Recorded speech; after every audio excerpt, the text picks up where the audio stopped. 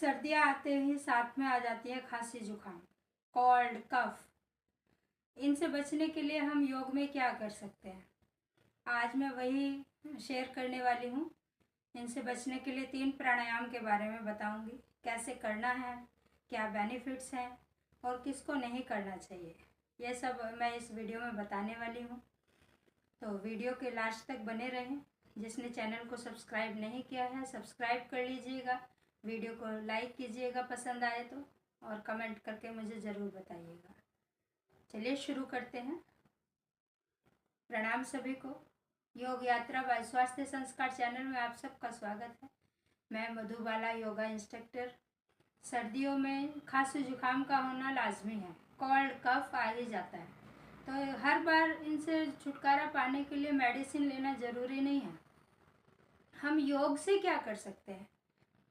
योग में आज मैं 3 प्राणायाम आपके साथ शेयर करूंगी, उनको ध्यान से देखिएगा, समझिएगा कैसे करना है और क्या बेनिफिट्स हैं उसके। राइट, चलिए शुरू करते हैं। सबसे पहले हम करेंगे कपालभाति। वैसे शोधन क्रिया षटकर्मा की, लेकिन इसको प्राणायाम भी कहा जाता है। स्टार्ट करेंगे। कैसे बैठना है, दोनों हाथ शिव मुद्रा में, ध्यान में दोनों हाथ रहेंगे, इसको शिव मुद्रा भी बोलते हैं।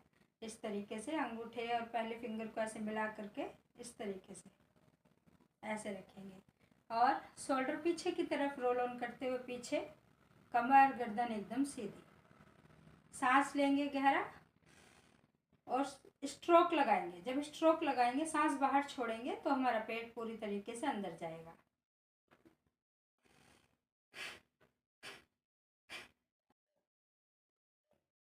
आप चाहें तो प्राणायाम करते समय अपना हाथ स्टमक पे भी रख सकते हैं।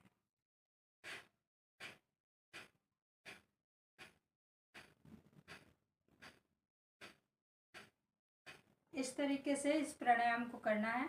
कपालभाति से पेट पे जमी हुई अतिरिक्त चर्बी भी हट जाती है।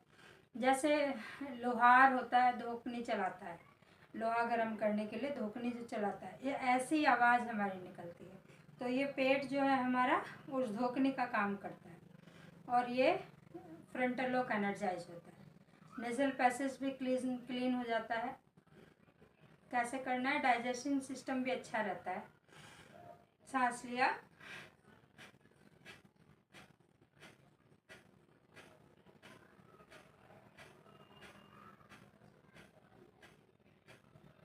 ऐसे स्ट्रोक लगाने हैं।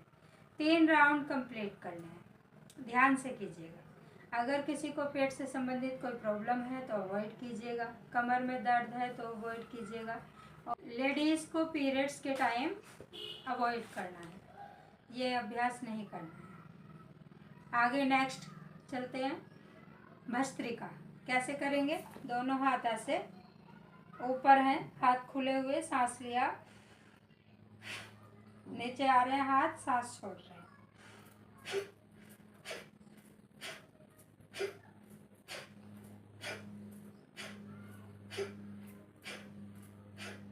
ऐसे करना है भस्त्रिका।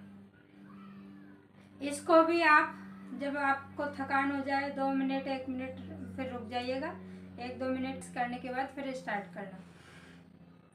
नेक्स्ट सूर्य भेदी। जो दायां नोज है हमारा वो सूर्य नाड़ी है और बायां चंद्र नाड़ी है। कैसे करना है, भेदना जैसे सुई में धागा डालते हैं, इस तरीके से भेदना। सूर्य नाड़ी इस तरीके से प्रणाम मुद्रा बना लेंगे। लेफ्ट हैंड हमारा ज्ञान मुद्रा में रहेगा, ऐसे ये इस तरीके से रहेगा। फिंगर से लेफ्ट नोस्ट्रिल को बायां नोज क्लोज कर लेंगे, बंद करेंगे और राइट साइड से सांस लेंगे। सांस लिया, राइट नोस्ट्रिल को क्लोज किया और लेफ्ट से